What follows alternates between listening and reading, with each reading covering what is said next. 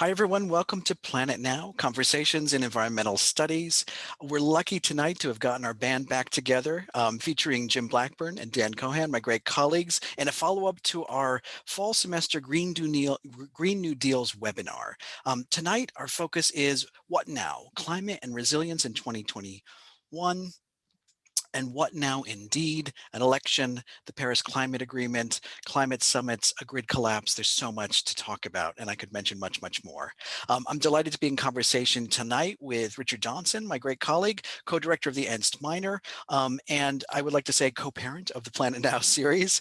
Richard is the Rice's executive director for sustainability. He manages the Administrative Center for Sustainability and Energy Management at Rice and holds appointments as a professor of the practice in environmental studies and sociology, and as an adjunct lecturer in civil and environmental engineering.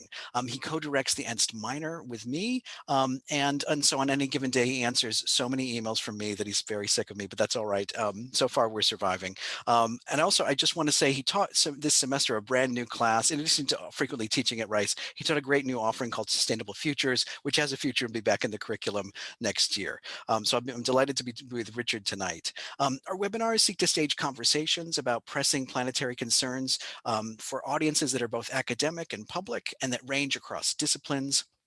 Our webinars are free, available to anyone who can get to them online, and you can find most of our events recorded on our website, and you'll be seeing some links coming up in the chat for that. Tune in whenever you can, and that's going to include next year. We're really fortunate here at Rice to contemplate being largely in person next year, which not everyone is. But we recognize that the virtual community of our Planet Now webinars has been sustaining in a very hard time. And we also value the accessibility that comes when anyone, anywhere with broadband access, which is its own kind of infrastructure issue we might talk about tonight, can tune in synchronously or asynchronously to our wise and generous speakers from whom we learn so much. So we'll be back and we'll release a schedule of fall webinars designed with our Ernst offerings in mind when we can, which also means I want to especially greet our environmental studies program community, our students, our minors, and my many, many great colleagues who teach in the program and make it a very special place at Rice. I also want to say just very quickly a couple things upcoming, although not in the Planet Now webinar series. We have coming at the end of May a symposium, Cultures of Energy. I'm calling it 9/10. It is actually our 9th Cultures of Energy conference, but it's the 10th year because we missed last year with the pandemic. New Directions in Energy Humanities. And you'll see a link coming up with information about that. We'll have information in a little bit later with sort of Zoom registration access and everything, but this will give you the schedule and our slate of fantastic speakers and events. We also are looking forward to, and you'll hear a little bit more about this later at Rice, the Society for Environmental Journalists Conference will be happening. Rice is so proud to be a sort of institutional partner for that conference, March 30th to April 3rd in 2022. That's going to be a big event we'll talk more about in the sort of times to come. And I want to just say one last quick thing since it's about writing. We're really excited to have launched at the Center for Environmental Studies a website, which is called Correspondences, a forum for the environment, a sort of site to feature writing for broad audiences on a range of important environmental concerns. It's developed into sort of channels of interest, and we have just launched it. It'll sort of, so it's in its nascent form, but we're excited to see that grow over time and welcome more and more people at Rice and beyond to think with us and to write with us on important subjects to us all. Okay, before I introduce my very fine colleagues and let them sort of take over with their presentations, I want to say just a few words of thanks with a kind of imagining we all magnify those over the course of a whole year of excellent Planet Now webinars. The Center for Environmental Studies is located in the schools of Humanities and Architecture, so I have to thank my great deans that I get to work with, John Kasparian of the School of Architecture and Kathleen Canning of the School of Humanities. We wouldn't be here without support from many of our colleagues here at Rice. I'd like to thank the HUMA team, John Waterhouse, Paula Platt, Eric Granquist, who are here, though you can't see them, making sure we all stay here online and have a great conversation. I want to thank Sean Smith, the Diluvial Houston project manager, who has done so much to administer this series. And we want to thank our colleagues at the Humanities Research Center, which is also where the Mellon Foundation funded Diluvial Houston grant landed, which provides us really valuable funding. Also this year, we've had colleagues in the Department of Modern and Classical Literatures and Cultures support our efforts, and we look forward to working with even more departments and programs in next year's series. Okay, tonight our speakers are going to take about 10 minutes each, and I'll introduce them in a second in the order that they'll present. They'll offer their thoughts on that big question, the kind of what now of 2021. And after that, we'll move into a conversation and questions and answers. We've got some questions that came in from all of you beforehand, but also feel free at any time in the Q&A area of your Zoom screen to post questions, and we'll get to as many as we can in the roughly 60, 70 minutes that we have here tonight. So some brief introductions because you hopefully already know them and because they are very well known in their fields, but also remember short introductions are in inverse proportion, if I've gotten that right, to the excellence of my colleagues. Jim Blackburn is an environmental lawyer and planner, a professor in the practice of environmental law in civil and environmental engineering, and the co-director of the Severe Storm Prevention, Education, and Evacuation from Disaster Center, the SPEED Center, and director of undergraduate minor in energy and water sustainability. He teaches some of the most popular courses in the Ernst minor, environmental law and environmental policy, and we're really grateful to him for that. And also my great colleague, Daniel Cohan, associate professor of civil and environmental engineering, author of the forthcoming book, which we're really excited to celebrate next year, Confronting Climate Gridlock. And you may hear a little bit more about that tonight. So Jim, Dan, please take it away. Okay, let me share my screen. And what I want to do is take a very quick tour, kind of through where I see things today. And frankly, certainly joining the Paris Accord is incredibly important in terms of federal policy. But I want to go back really to early 2021 or early 2020 and talk about two different things that are going on. There's a path on emission reduction and a path on physical resilience, both related to climate change. And I think we're on two different paths and we need to be on one. And so I want to kind of talk about that. January 14th, 2020, Larry Fink of BlackRock made a huge announcement that essentially they were going to change their whole policy with regard to climate investment. And that sent reverberations throughout the really the financial community and ultimately through the entire business community.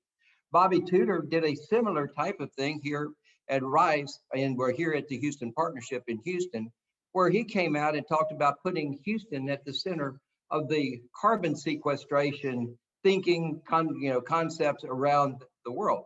Up until this point, we really had not talked very much publicly in Houston, and certainly not at the business community level, about climate change. And that conversation has been raging ever since. And to me, this is a seminal moment in Houston history where we really began, I think, really to turn the direction of the Houston energy industry. I can't tell you how many calls I am getting these days about ESG requirements, environmental, social, and governance requirements, as they relate to carbon thinking, carbon footprinting. People that have never heard of carbon footprinting are all of a sudden calling and asking, how does one do a carbon footprint? What is scope 1? What is scope 2? What is scope 3? Some amazing transitions are occurring. ExxonMobil has just come out publicly talking about a $100 billion carbon capture program for the Houston Ship Channel, which will involve taking the collected carbon and sending it offshore. This type of proposal may or may not happen, but the important thing is we're starting to see movement in an industry that has been fighting these types of controls for many decades, really. And to me, it's one of the most optimistic signs that I've seen really almost in my career. And it really is a different type of movement than anything I've seen in my career, where we're seeing an economic solution emerge rather than a regulatory solution, at least in terms of the emissions thinking that I am seeing a lot of. We're doing work over at the Baker Institute to create essentially a Texas carbon market. We're doing that in collaboration with a new nonprofit we formed called B Carbon. We've got a policy and science input from Baker Institute and from Rice. and we're glued together with the stakeholder group. Again, we have tremendous interest in what does a nature-based system look like. And in this case, we're talking about creating a soil carbon system where essentially sequestration in the natural system would become a commodity and could be bought and sold. If this takes off like we think it could transform the agricultural economy. It could transform ecological restoration in the United States and would be the single largest ecological restoration that I think we've ever seen in probably the world. I mean, the scale of what could happen and what is, I think we're on the brink of happening, on the brink of seeing is amazing. On the other hand, we have the problem with regard to climate change and storms. And I would tell you, as well as we seem to all of a sudden be getting the concept of emissions and how that fits into the equation, we are not seeing the physical realities of climate change, and we are incredibly slow to incorporate those. This is a map of what would happen to the Houston-Galveston region with no protection if really a strong Category 3, low Category 4 storm hit at the worst place, which is down here at San Luis Pass. Be massive flooding, 800,000 homes potentially impacted in one way or another. Houston Ship Channel incredibly impacted.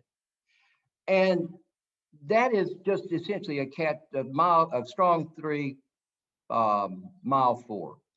But the data indicate the Category 3, 4, and 5 storms have been increasing. 25 to 30% since 75. There should be a doubling of Cat 4 and 5 storms in the 21st century. And rapid intensification is going to be much more common. I have not heard a single official talk about rapid intensification and what that means in terms of our evacuation plans. I haven't heard anyone talking about the fact that we can anticipate a much greater frequency of Cat 4 and 5 storms, and that's a huge issue. Corps of Engineers has proposed a $25 billion project, give or take a few billion, to create a coastal barrier. And unfortunately, this coastal barrier, which is a great project in and of itself in a lot of respects, really only solves for a Cat 1, Cat 2 storm, because the Corps of Engineers methods that are approved by Congress, it's not a fault of the local district of the Corps, but the Corps' methods really don't take climate change into account at all and really restrict the size of storm that the Corps of Engineers can look at. This is what a Cat 5 storm would look like with the coastal barrier in place. And the Galveston seawall is overtopped by about 5 feet, 6 feet of surge down here.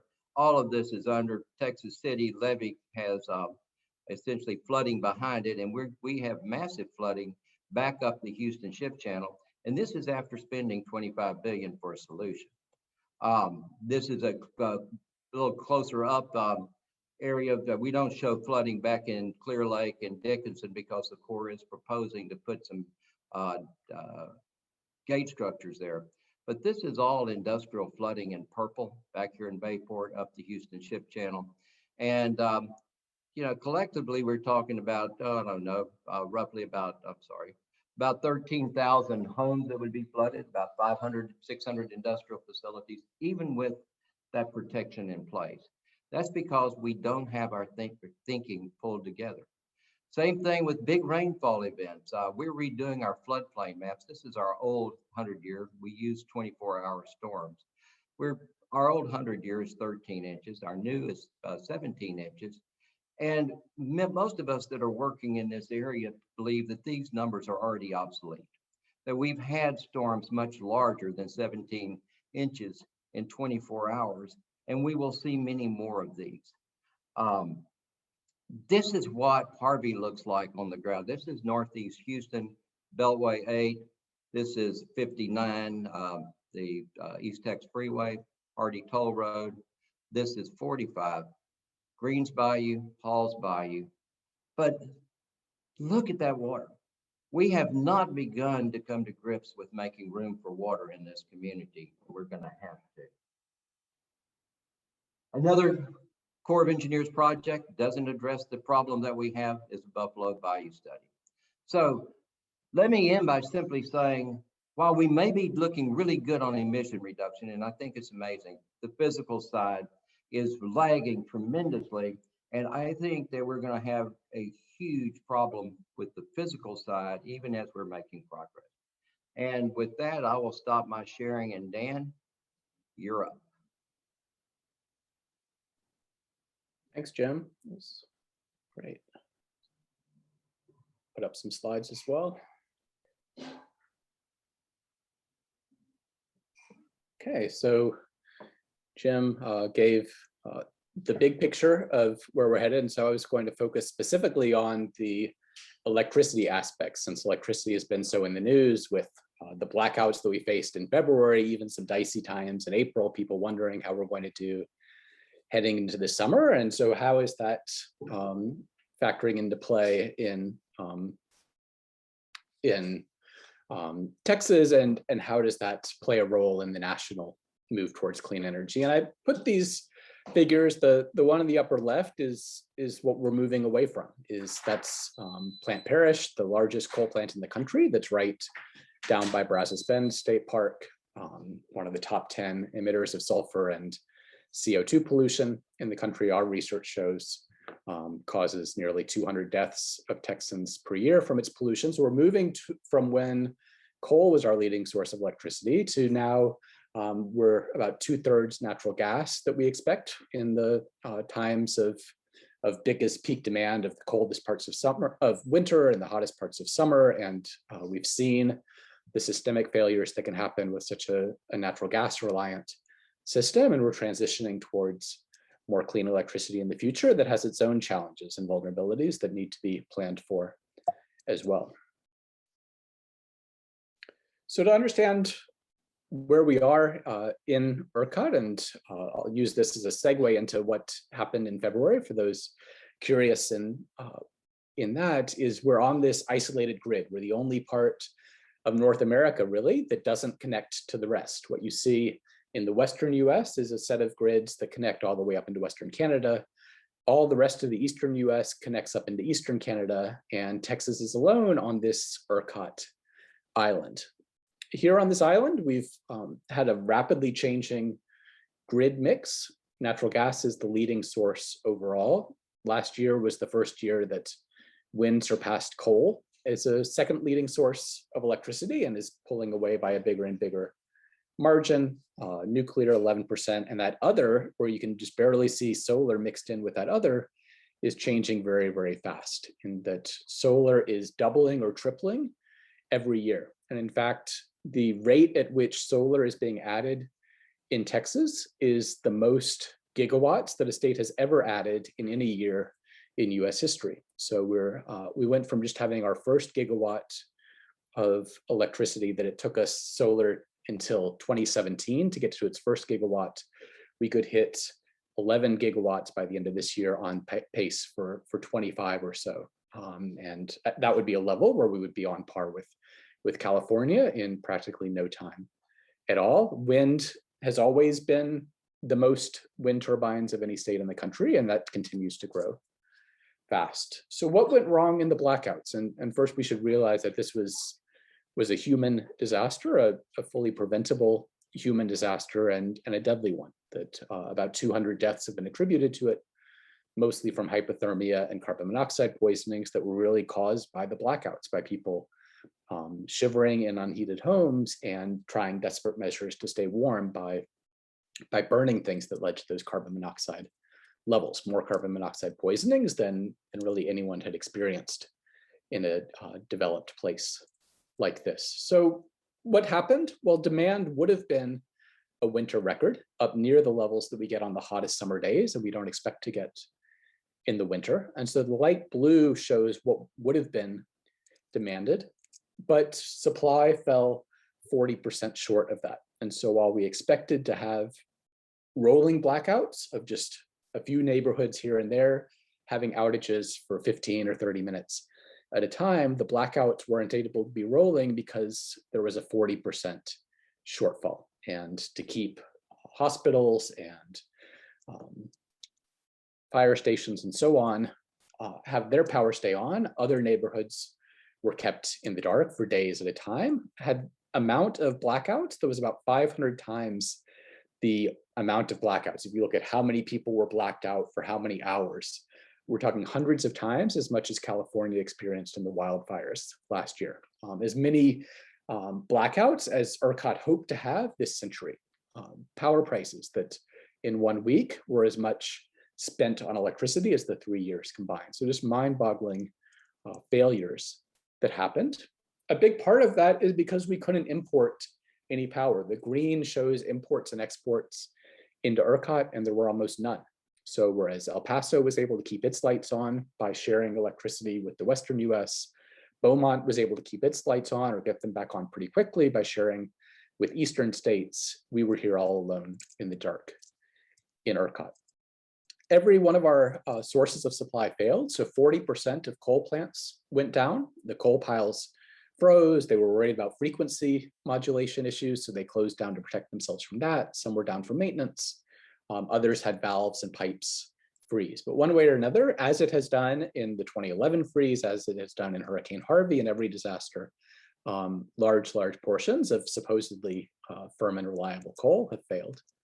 Wind turbines froze, so freezing mist hit the turbine blades and knocked some of them offline. One of our 4 nuclear reactors in the state had its water supply freeze, so it went down. But the overwhelming problem was that gas plants went down. About 40% of what had been called firm and reliable supply disappeared, both because the gas supply freezed up and because the power plants themselves froze. And ERCOT just came out with this report yesterday showing hour by hour what the causes were, and everything in blue is the outages that were caused by natural gas being down. The gray is the coal, the green is the wind. So you see that at first, when the politicians started pointing fingers at the icy wind turbines, that was when the lights were still on throughout the state, and that was when the freezing rain hit the blades. But then when the blackouts happened was really 15th, 16th, 17th, when both the natural gas plants froze and their gas supply freezed up. So we saw these systemic failures like what happened in 2011, but with a stronger storm this time and with a grid that's more dependent on natural gas than it was back then. There are changes on the way. So this is a paper that's we're responding to the reviewers now, where we went and looked at the proposals of wind and solar farms in Texas, and over 100 wind farms are being considered, want to be built. Over 260 solar farms want to be built.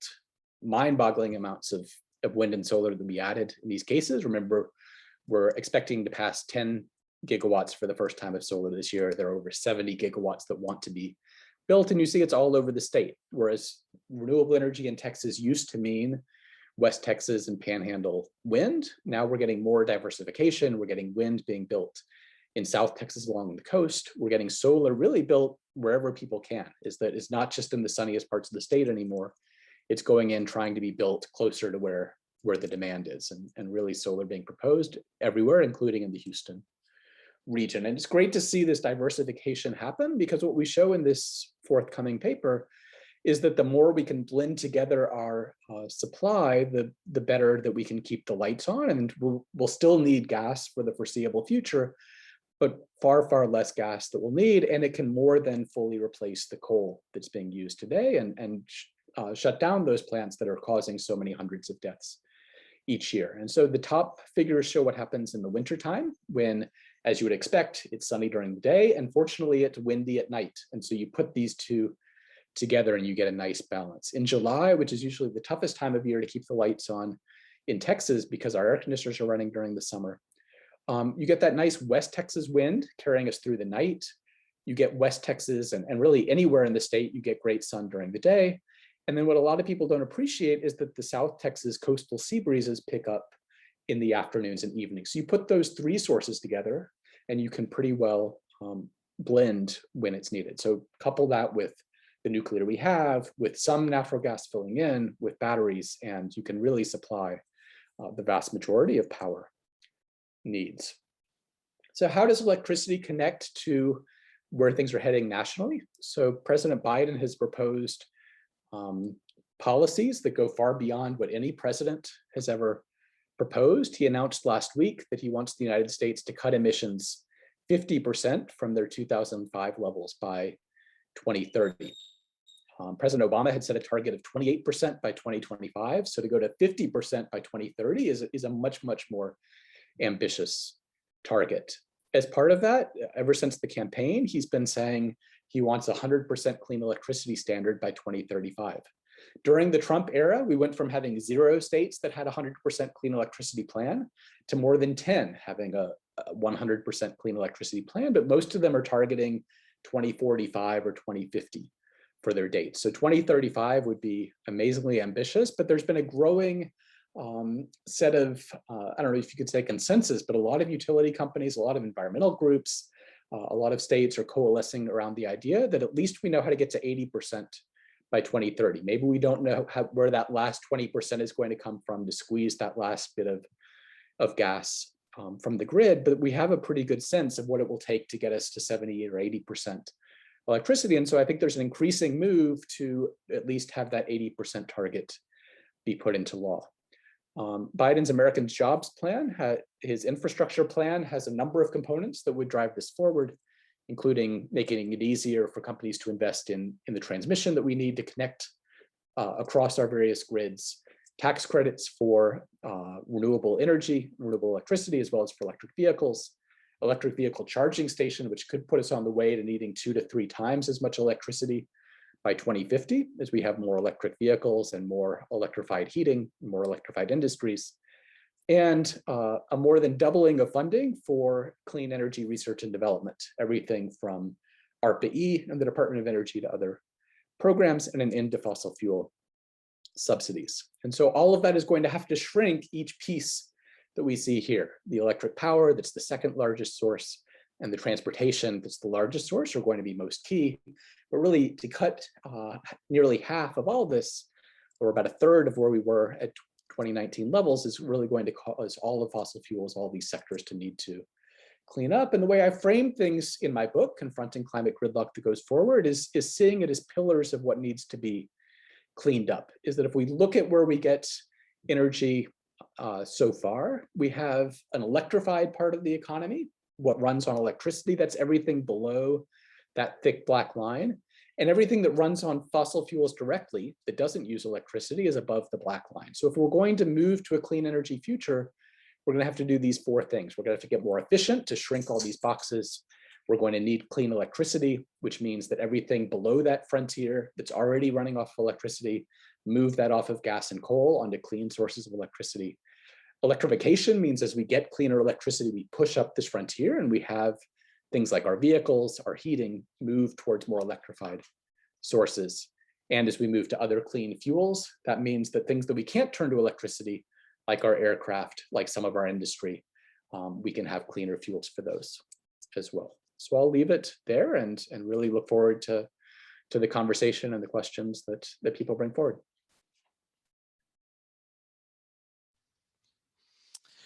Fantastic. Thank you so much, Jim and Dan. And there are already so many things to talk about. We're excited to get this conversation going. I might jump off and then Richard will join me in some questions and some conversations. And so I'll confess, the phrase I'm about to use is my responsibility, but Richard liked it, so I'm going to use it. It feels like, just to zoom out for a second, it feels like we're in a moment of a kind of, I don't know, crazy pragmatism, right, about so many things. On the one hand, our many political institutions and what we might call our political entertainment culture, right, that seems running rampant right now, suggests rabid polarization about so many things. On the other hand, polling seems to indicate that most Americans are actually with a lot of things that maybe in earlier years, or just even recent years, even 5 years ago, didn't really move the needle, right, in terms of what people were willing to do and think about. So maybe we can just start. I'd love to have you both reflect a little bit, and it's certainly built into your talks as well, to reflect a little bit about this interesting, odd sort of political public moment we're in.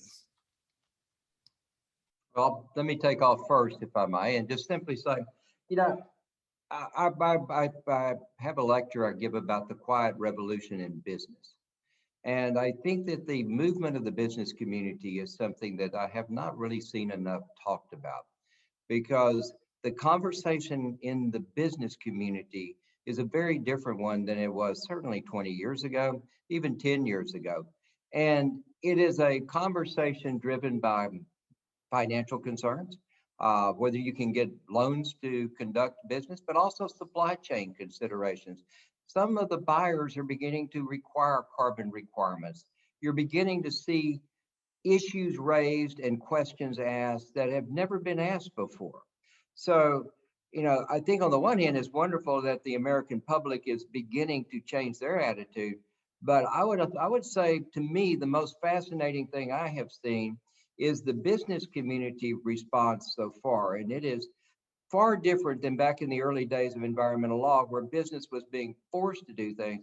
I would say in many respects, business may be leading some of these efforts that we're seeing, and are certainly not the laggards that are having to be penalized, but in fact, maybe doing a tremendous service to all of us. And it's something, as an environmental lawyer on the environmental side, I never thought I would be saying 20 years ago. But I find it fascinating, and I think it's important to give credit to that. As I look at three forces that shape what we can do with policy, where is the public, where is business, and where are our politicians? And with the first of those, where is public opinion, is from every measure that I've seen stronger than it's ever been. You look at the surveys that Yale and George Mason take every year, or that the Pew Research or Gallup take, and all of them show record highs of public opinion. Unfortunately, the last time we had a peak was heading into the 2008 elections, and we didn't follow through on having policy happen then. But it's all-time high acceptance of climate science, all-time high people feeling that it's affecting their lives, seeing climate impacts, not just in theory, but actually thinking it's harming their local communities. So the public is on board. Where are businesses? They're at a place where I think, as Jim pointed out very well, they're getting more ambitious about this than they ever have before. Is that so many of the traditional fossil industries have signed on with plans like the Climate Leadership Council, like the Baker-Schultz plan, where they're pushing for carbon fee and dividend, carbon tax, various other carbon policies. They've pretty much unanimously supported the US staying in or now rejoining the Paris Climate Agreement. So even the biggest fossil industries are on board. Their industry groups are moving on board in a way they hadn't been before. So if you look at the National Association of Manufacturers, if you look at the US Chamber of Commerce, if you look at the Business Roundtable, the one American Petroleum Institute even came out in favor of carbon tax. So even as some companies have moved in that direction, their industry groups have been behind, but that's really changed this year of moving on board. And you've got industries that really didn't exist before. As they're growing fast, you have a growing lobby for wind, for solar, for geothermal, for electric vehicles, and so forth. So industry is in a place where it's never been before. Politicians are in a strange mix and really bifurcating in an extreme. Is that President Biden is pushing for policies far stronger than anything President Obama sought. The most conservative of the Democratic presidential nominees had a more ambitious plan than anything Obama had pushed before. You have very ambitious bills being proposed by Democrats in Congress, and you have almost no Republicans joining this. Whereas you look back in 2008, you had John McCain running as the Republican, wanted a cap and trade program. You had Newt Gingrich and Nancy Pelosi sitting on that couch together in that infamous ad saying they both want action on climate. You had Lindsey Graham pushing for a cap and trade bill. So somehow we've had this, even as everything else is moving towards action, the Democratic politicians have been moving one way, the Republicans another way. And so it really remains to be seen is what will they be able to pass? Will the Senate be willing to move some of these ambitious measures through reconciliation, get this done with the 50+1 is really going to determine how far we can go in this cycle. Yeah, and so Dan, I'd actually like to follow up on that very last point. So I mean, one might argue that Democratic Senator Joe Manchin of West Virginia is the most important swing vote in the Senate, at least on this issue. And he represents, of course, a state whose economy relies heavily on the fossil fuel coal. And then similarly, few House representatives have a trickier path to walk than Texas District 7th Representative Lizzie Fletcher, when it comes to climate change. For those who don't know, her district represents the heart of the energy corridor here in Houston, so where many of the oil and gas companies are located. So what steps then must the Biden administration take to advance, the robust agenda on climate solutions and climate mitigation that would be a political win for folks like Lizzie Fletcher and Joe Manchin and their constituents? Mhm. The policies that are in the bill are incredibly popular. Is that the support for wind, the support for solar, is substantially higher than even than the number of people who accept that climate science is a reality or that climate change is a problem. These outpoll almost any other issue, and so it's incredibly popular policies, and it's policies that are in sync with what most industry groups are pushing these days. I think for states like West Virginia, it's going to be important to have policies that make sure that there's a just transition, that there's plans available for communities that have relied on fossil fuel jobs, and that it's not all falling off a cliff within a given year. But I think these are policies that can move forward. What I haven't seen 10 Republican senators get on board for something. So I think it's really going to be a matter of Speaker Pelosi holding the House in line for what they can do, and then figuring what Senator Manchin and Sinema and the most the most in the middle of the Democrats will do. And a lot of these are investments, a lot of these infrastructure investments that are very popular. They're shying away from the perhaps more controversial things like a carbon tax at this point. So it remains to be seen exactly how far they could go. But if you go through line by line of what's in that American Jobs Plan, most of it would win very large support among most voters. Jim? Yeah, I want to disagree a little bit with Dan in the following way. I think that there actually is a room for what I would almost call the radical center here. I think that there is an opportunity for something to emerge that is not necessarily where the dominant Democrats would go at this moment. I think by emphasizing agriculture, by emphasizing markets, that there are openings for putting essentially constituents together that are a bit different. Now that would involve essentially breaking the logjam that currently exists in the way that we're going forward. But I think the payoff is going to be huge if we can, for example, integrate forest and grassland carbon markets into the thinking. The Growing Climate Solutions Act, which is a bipartisan act that's been proposed, I think is a perfect example of where I see the opportunity to kind of tie things together. And someone like a Lizzie Fletcher, I think, could really take the lead in putting together packages that really work for transition, because I do think in the long term that we're heading to a new economy. And I think that's really what the focus should be, is this economy of the future. And I mean, I think to the extent that we get punitive, I think it's a huge mistake. I think that it should be about mending and moving forward, patching, basically putting this new economy together as we move away from this old, and putting a bridge in place to make that transition occur. And I haven't really seen that thinking yet, but I hear a lot from John Kerry on markets. Janet Yellen is a big proponent of markets. And I have a lot of hope that the Biden administration will evolve to markets, which is, again, a position I wouldn't have necessarily taken 20 years ago. But I think that there is a huge opportunity with essentially a restructured economic system that has a huge jobs upside. Basically, I think it's a way to remedy many of the problems that we have today. I think there are individual bills that could pass that way, and that will need a filibuster-proof majority, and need to build those sorts of coalitions. I think like you pointed out, that can happen on agriculture and some areas. I think that the biggest push is going to come from this American Jobs Plan, or this infrastructure bill, and seeing what the Republicans put forward that does almost nothing of what's needed on the climate or electricity or other clean energy arena, and that it is the sort of bill that can pass by reconciliation. I think that if there is an infrastructure bill that really takes us where that particular bill needs to get us, and I think would be the biggest step forward to making the investments that we need for clean energy. I don't see a way that that gets done right with the current Congress that we have, other than by a 50+1 or 50+ a couple push through reconciliation.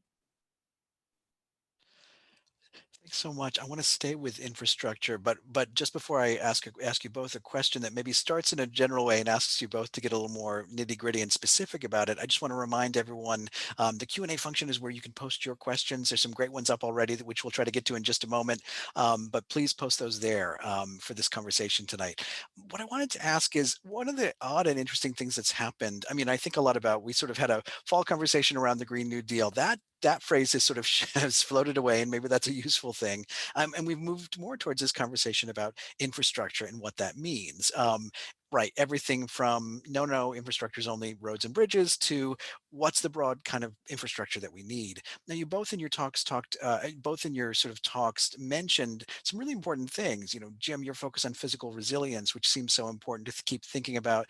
Dan, your sense of what is being built and what needs to be built. Maybe I want to ask you both, what are the infrastructures we don't have? What do we need? Clearly, we're talking about thinking about weatherizing and other sorts of things that are already existing infrastructures. But what are the things we don't yet have that we need for the kind of the sort of the world that you're both looking forward to in terms of both the sort of cleaner energy, but also more sustainable lives for everybody? Yeah, I mean, so the two biggest components we're gonna have to move to is a future where we're probably gonna have 2 to 3 times as much electricity generation as we do now, and from almost entirely clean sources, which is going to require a huge build out of transmission infrastructure, which has been all too difficult and moving all too slowly in recent years. And the second biggest piece is going to be moving our transportation to be more electrified and clean fuels where it's not practical to go electric. And so that's going to require a huge build out of charging infrastructure and in some cases the capacity to be able to make other clean fuels for other purposes. So yeah, the infrastructure plan that's being put out there would really take us most of the way to where we need to be, at least on 2030s sort of time horizon, and be making those large investments. And I would say that we're totally missing the boat with that physical resilience side of things. I was just looking at the response of the Nuclear Regulatory Commission after the Fukushima event, and the fact that they totally rethought the way that they were kind of approaching nuclear regulation. I might add, I was opposing a nuclear power plant when the Fukushima event occurred, and every motion that I had filed had been denied on the basis of risk issues. They were all granted the Wednesday after Fukushima, just because it was just a sea change of thinking. We're going to have a Fukushima event with a hurricane. I hope it's not in Houston, but if the wrong storm comes here, it will be a horrendous event, and it will cause a major reevaluation of infrastructure relative to these storms and relative to the criteria that we use to predict what types of events we should be planning for. The storms that I'm concerned about are huge. Harvey, by one estimate, might become a 5 to 10 year event in the it's fairly distant future, but not that far. We're looking at these category 4 and 5 storms becoming much more frequent. I think the exact thing that happened with the freeze is essentially what I see happening with flooding. The data is here. The information is here. I don't think that the engineering community has come nearly as far as the business community has with regard to, in this case, recognizing not the business implications of emissions, but rather the physical realities of the storms themselves. And to me, that is where, I just don't think our infrastructure thinking is even close to being on track in that regard. So what I hear is we're going to spend a lot of money on infrastructure. maybe on good projects. I think we're moving in the right direction, but a lot of our transportation infrastructure, a lot of this is just spending money and creating jobs without the criteria that we need to have. And that worries me tremendously. So I want to follow in with, I'll bundle a couple of questions together regarding electricity and bring us into the freeze a little bit further. A few episodes ago in the Planet Now series, we had Dr. Leah Stokes, and she highlighted for us sort of the long history of utility companies opposing renewables and renewable standards, and now we're thinking, well, that we could see a 2x or 3x increase in electricity demand. So the first question is, can they even be trusted to lead that rapid overhaul of the grid of deep electrification and the rise of renewables? But the related question I also want to ask is about pricing of electricity, because in Texas, an electricity executive observed to me a few years ago, Texas electricity is the most volatile commodity in the world. And we saw that at scale this past February. And there were businesses that were bankrupted, people who were put out of work as a result of it. And of course, people who receive bills that they have no hope of paying. So if you could approach both those questions about the electric companies at first, and then what's the right way to price that commodity of electricity? Yeah, because it's life and death. Right. So I'll take the second part of that, which is that the way that we're pricing electricity right now does not lead to prudent decision making, does not lead to making decisions that keep power reliable and keep us resilient. Because essentially we have our power companies selling their electricity for lottery tickets.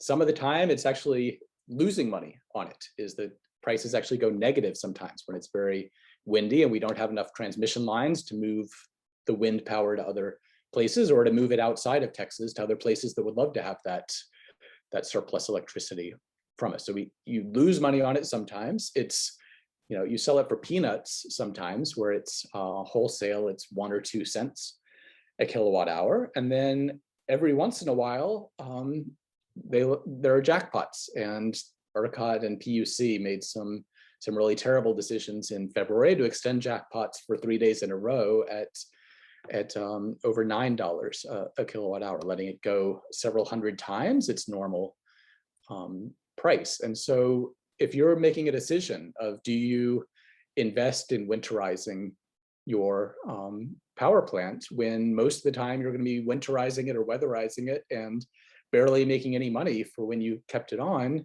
it'll be hard to make that decision. Do you put de-icing equipment on your wind turbines? Wind turbines work just fine on Antarctica, in Iowa, in Denmark, and a lot of colder places than here. But if you put that de-icing equipment, in the panhandle, most times when you're de-iced, it's going to be nice and mild here in Houston or Beaumont or South Texas, and you'll be selling that de-iced electricity for peanuts. We don't have we don't have rewards for being reliable, for being resilient, for coming back on. And worst of all, we have a gas supply system that has absolutely the opposite rewards. Is they've got paydays, bonanzas bigger than they've ever had before, because they failed, because some pipelines and some intake failed. The rest were able to sell their prices for a few hundred times the normal going rate with no limits at all. So the way we're doing it right now doesn't reward it. And it's going to be very hard to shift. What's going to be very difficult going forward is that we're going to have real ups and downs of surpluses and shortages. Is that we have wind and solar that get their sunshine and their breezes for free, that have no marginal cost and are going to put as much on the grid as possible. And we have a shrinking amount of things that can go up and down, and getting the alignment right, I think it's going to be very important, I think, to be able to connect to other grids, so that we don't bottle all of that wind and solar in the state. And I think if we don't connect, if we don't look to ways to make our demand more flexible, if we don't develop new pricing schemes, the roller coaster of prices is only going to get more severe. Thanks. And Jim? Well, I don't have a lot to add. I mean, my take is, on the one hand, I'm no fan of the Texas system.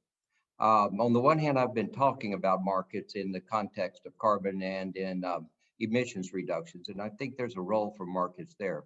I worry about total reliance on markets when something like public health is at risk. And, I think there's no question in the case of the freeze. I mean, like Dan said, people lost their lives because of the failure of the system. And I think we've got to put protection of the public interest paramount. And I don't think we have, and I don't see that coming out of this legislative session. But to my mind, there is a balance between unregulated, totally unfettered market and a reasonable use of the market with protective controls in. You can achieve through regulation of an unfettered market, if you will, most every cure that needs to be put in there if you had the willingness to do that. So, I mean, I would say that system is kind of almost like the system I talked about in the 1970s when we started passing environmental laws to sort of put patches on. I think if we're going to stick with this system, then we need to put a lot more patches on it than we currently have to address specific problems that we know will arise again and again and again. But personally, I don't like this system. And I would like to see, frankly, the Texas grid connected to the rest of the United States for a long-term reliability standpoint. And I don't hear really any politicians seriously proposing that. Maybe I've got a question to ask, but actually maybe we'll stay with that last point for just 1 second. One of our audience members, Jim Tucker, was asking, do you think the surplus wind capacity in the high plains moving south from there will drive an interconnection for ERCOT so they can export electricity? So some idea that what would be the mechanisms that would actually connect the grid back up or lead to a different way of thinking about that? Yeah, I mean, there's a Southern Cross proposal that wants to build lines. I think we need several times that many lines built. We just need some direct current ties to connect ERCOT. We can connect to the Western grid through El Paso, can connect through the Panhandle, can connect through the East and the Beaumont area. Bring it all. It makes absolutely no sense the way that we're handling this right now. Is that Texas doesn't have this claustrophobia, xenophobia, whatever the word, just ridiculous, narrow-minded thinking when it comes to natural gas. We sell that, buy that, and sell that across borders with pipelines. We don't do that with oil, where we buy and sell crude oil in and out of the state to bring in the right grades that the refiners need. We buy and sell refined products. When it comes to every other form of energy, Texas is an energy capital. Texas isn't afraid to play in national and global markets, isn't afraid to buy and sell, isn't afraid to have other players involved, and Texans usually play and win in those markets. And so what is there about electrons that we have to treat so differently from other things that we feel like we need to keep FERC, the federal regulators and others out of? And if we have this so that we prioritize, what is it? Rick Perry said that we prioritize our own grid, even if at the cost of deaths or even at the cost of blackouts. No person would vote in that way. No person who's been through a blackout would say that this is working for us. The state has had its chance to manage its own grid and has failed in 2011 and has failed now and failed time and time again. So we've gone down this experience. It's not good for average Texans. It's not good for people who are paying the bills. It's not good for Texas, for people who want to build wind and solar and want to be able to sell that power the 90% of the time that we could have surpluses in Texas. So it's just not serving us well, other than as a political posturing. And I don't see this legislature moving, but I hope in the next one that we start getting off of this hang up and move towards a more integrated grid. Yeah, and just let me add, I think money is what led us to this system, and I think money is what will change it. And I think the money is beginning to look very different with what Dan's talking about, with the pattern of change that's coming, I think, with the pressure of those that are generating electricity to export that electricity to other places. I think ultimately that's what talks to the Texas legislature. That's been my experience over many, almost a trail of tears I have at the Texas legislature. But one thing I have learned is if the money is heading in a particular direction, the legislature probably will get there as well. And our isolation is failing us on the money. I mean, it's nearly bankrupted. Yeah, absolutely it is. It's bankrupted or nearly bankrupted some municipal utilities. Vistra and NRG are both coming out with multi-billion-dollar losses that came from this. And the rest of the year, we're losing. We could as fast as we're growing wind and solar, we could be growing them twice as fast if we could be selling that power to the rest of the country. So we're missing business opportunities as well. But I think that case has to be made by those that are going to be making the money. The problem with new deals, the problem with startups, and I consider wind and solar in that category. Wind, it's obviously moved out, solar's still there. The problem is they're not making the money currently. It's those that are making the money currently that basically have the incentive to put money into politics and to influence the way in which we think. I think that as more money begins to be made by these other sectors of the utility providers, then we will see the change. And I think that will happen.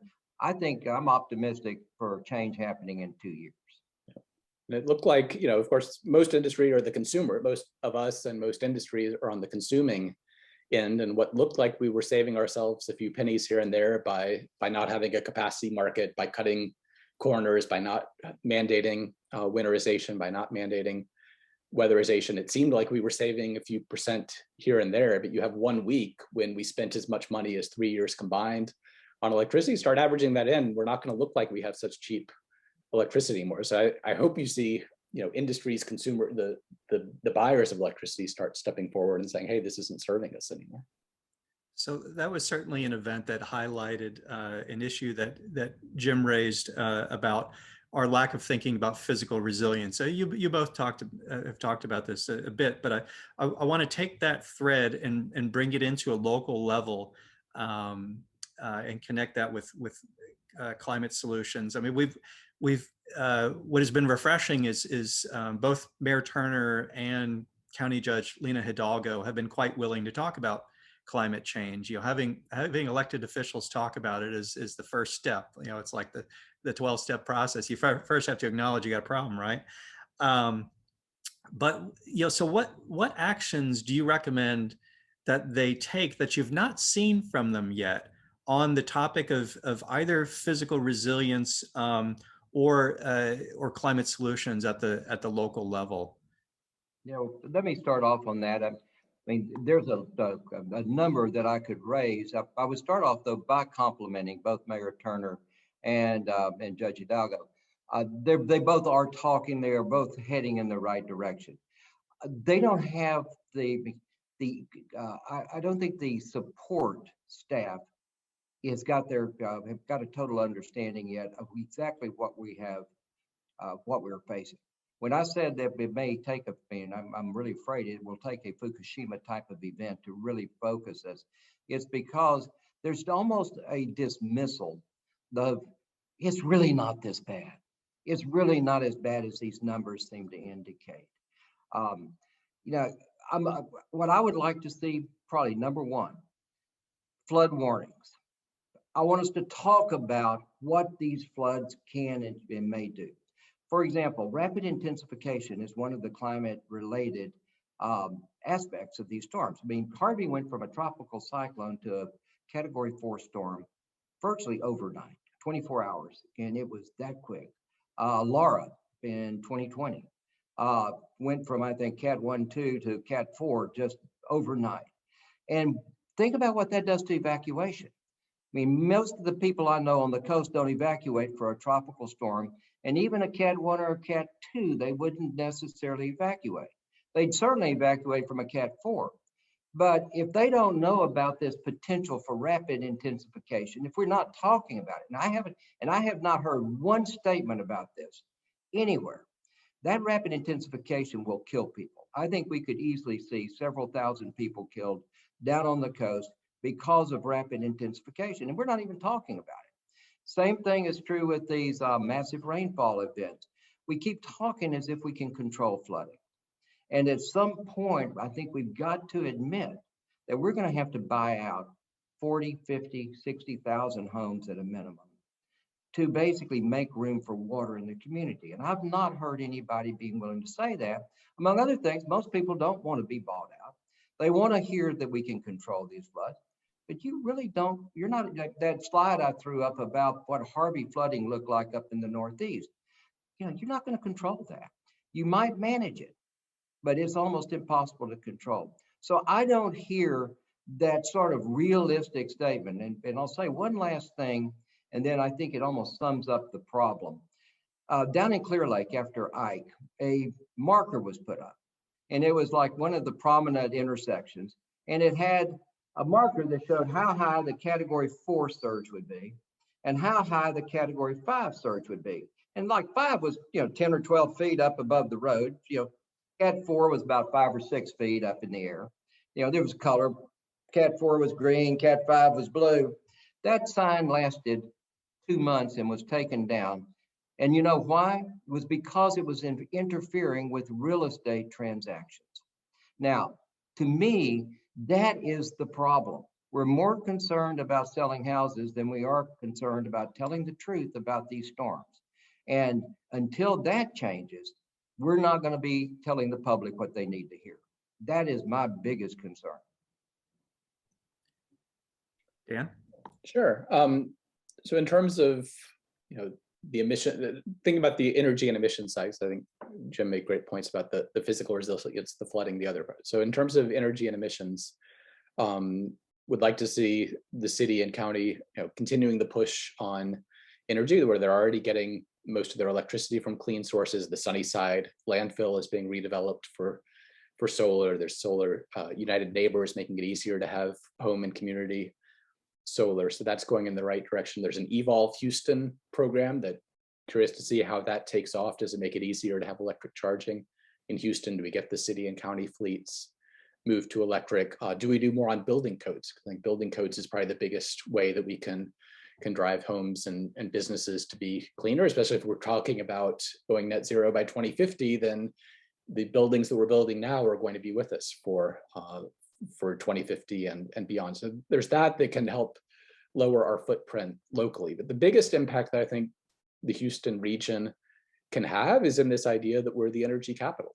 Are we going to invest in ways? Are we going to create an innovation economy? Are we going to, to get incubators? Are we going to get things that bring young, talented, and experienced young, talented people moving in, experienced people who are already here from oil and gas industry to redeploy some of those skills? The expertise that built the offshore oil and gas platforms, is that going to help lead to more offshore wind? The drilling expertise, the horizontal drilling and the fiber optic sensors on the drilling, are we going to start directing that to more geothermal, where you already see some of the top geothermal startups choosing Houston because they need oil and gas drilling expertise for their approaches? Are we going to become a carbon capture center? Are we going to be moving into having more carbon capture directly? Or are we going to be moving into better uses of hydrogen, like Professor Pasquale is planning with the Carbon Hub?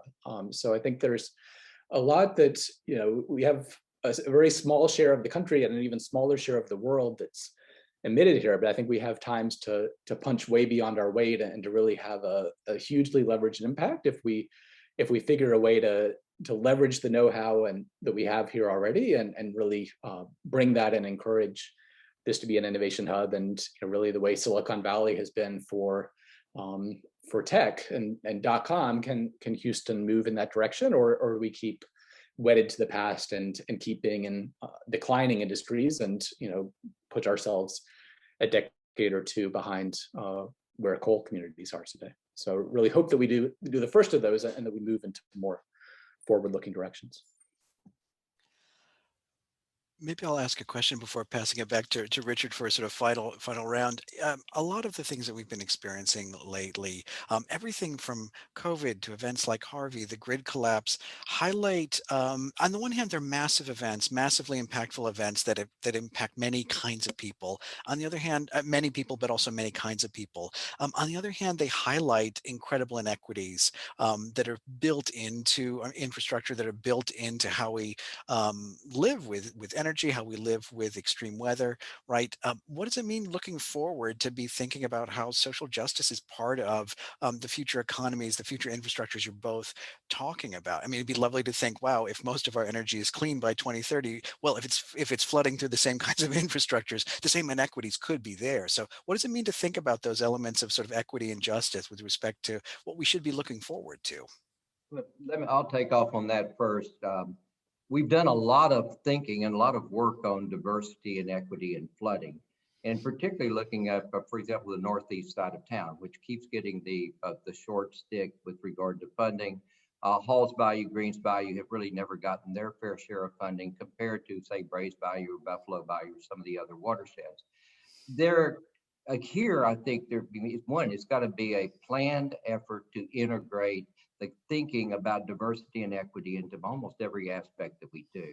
I would love to see a demonstration project for the Corps of Engineers where we would take Corps of Engineers standard methods, integrate some of the concepts of climate, along with some of the equity concepts into how to basically update principles and standards for the Corps of Engineers so that the rules would essentially not only allow, but force the consideration of equity as part of the issue.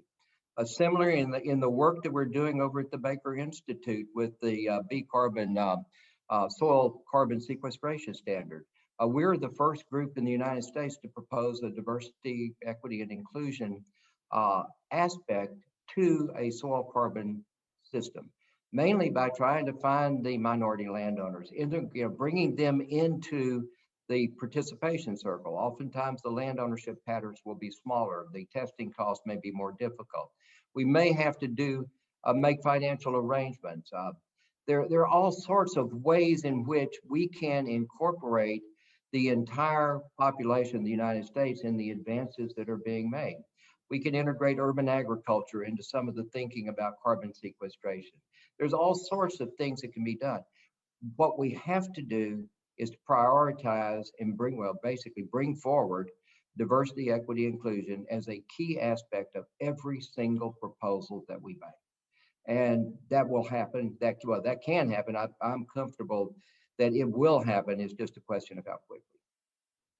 That's one of the things I've been impressed with, reading each of President Biden's policies as they come forward, is that equity, inclusion, environmental justice has been front and center in every aspect of the climate plans. And reading President Obama's presidential memoirs, or others make the same point too, that they often say personnel is policy. And if you look at the personnel decisions that have made, everything from Deb Haaland is the first Native American woman leading Department of Interior, and on down the list of who's been put into the top positions, it's people who prioritize looking at how decisions affect a variety of communities, looking at environmental justice, and not just who President Biden is putting into existing positions, but he's creating positions that never existed before. He's creating positions specifically for environmental justice, equity, inclusion, like embedded within EPA, within Department of Interior, within Department of Energy, hiring people, creating positions, creating at least sub offices that didn't exist before. And so it's too early. We're just at the 100-day point tomorrow, but the personnel is in place. And so I'm very excited to see, what does that lead to now that you have fresh thinking coming at each of these parts of government that has the opportunity to act on this. So I'd like to jump in with a final question that maybe picks up on the idea of fresh thinking. I had a lot of good questions from James Sanders, and I'm going to take a portion of one of his questions where he's asking about some of the underrated solutions. I'm going to mash that up with a question about, are there emerging climate solutions that have you particularly excited about at the moment? So this is really peering at what you're seeing on the horizon that, it's maybe not getting the press that, but that you think hold real promise. Well, I'm happy to go forward. Soil and soil carbon storage, nature-based solutions, I think, have a tremendous potential. And most of the oil and gas industry focus has been on technological fixes. I think the industry is much more comfortable with technology. But when you've got dispersed sources of car emissions, things like that, and when you've got an atmosphere that's overburdened with carbon dioxide, to me, nature is the long-term best bet.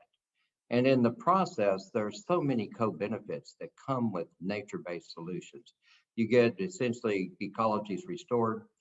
There are water supply benefits. There are flood reduction benefits. There's nitrogen, phosphorus benefits that would come from conversion of certain types of croplands to grasslands. There are all sorts of bird-related benefits. So I see co-benefits as being a huge aspect of solutions that I haven't seen really emphasized so much. But when we're picking these alternatives, and I do believe that we need a portfolio. I do believe technology's got a role. I think certainly what Dan's talking about in terms of the transition of the electrical grid is huge. But I think we need every possible concept that we can employ. But I think we should emphasize co-benefits and then diversity, equity, and inclusion benefits. And I think that is a wider spectrum, if you will, of criteria than simply solving an issue. I think we will have many solutions. The co-benefits may be the big difference.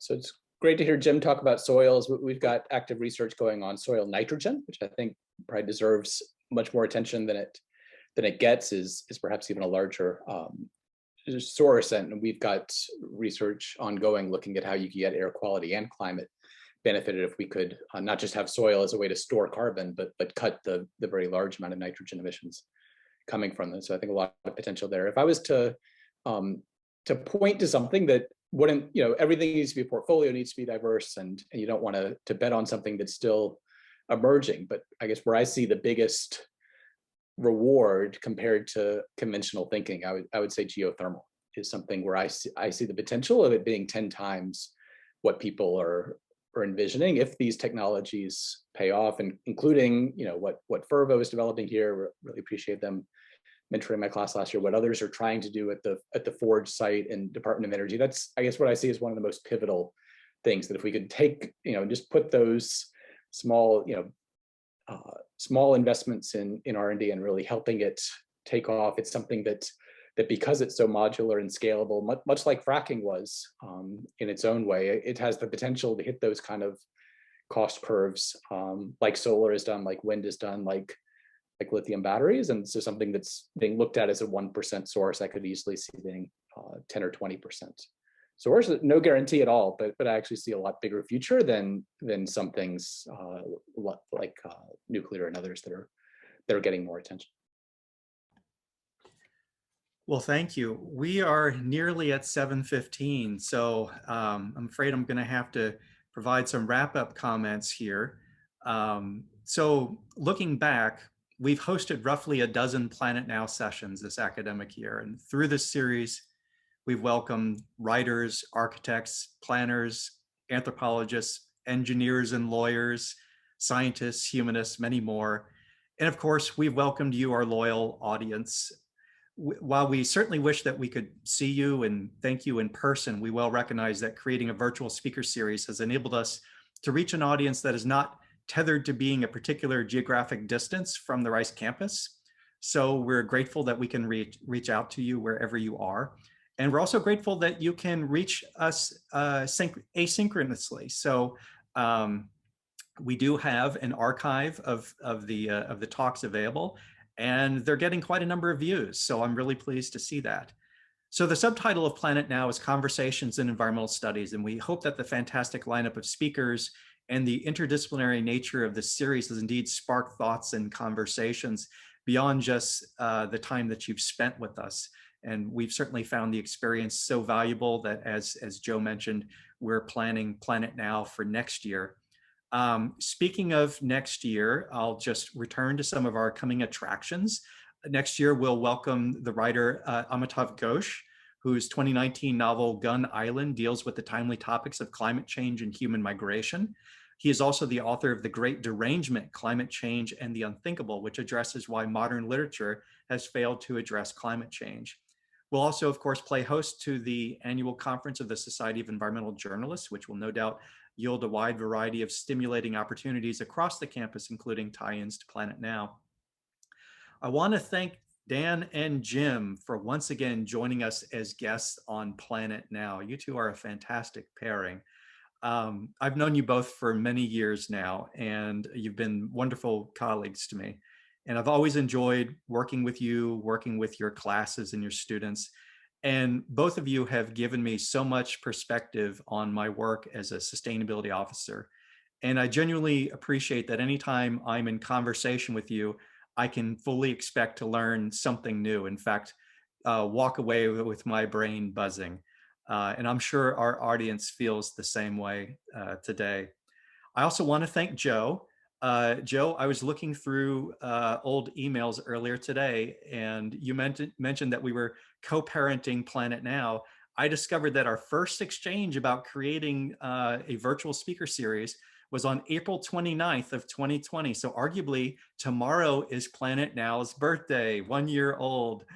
So from my perspective, it has been a smashing success, and it's been another vehicle for us to knit together faculty and staff and students and alumni and community members who are interested in the environment in a really rich and timely way.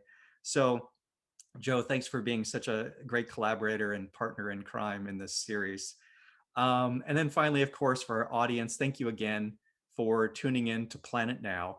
We appreciate that you chose to spend an hour and 15 minutes of your time with us. We hope that you have concluded that it was time well spent. We look forward, of course, to seeing you again when we return in the fall. So from Rice University in Houston, everyone, thank you and good night.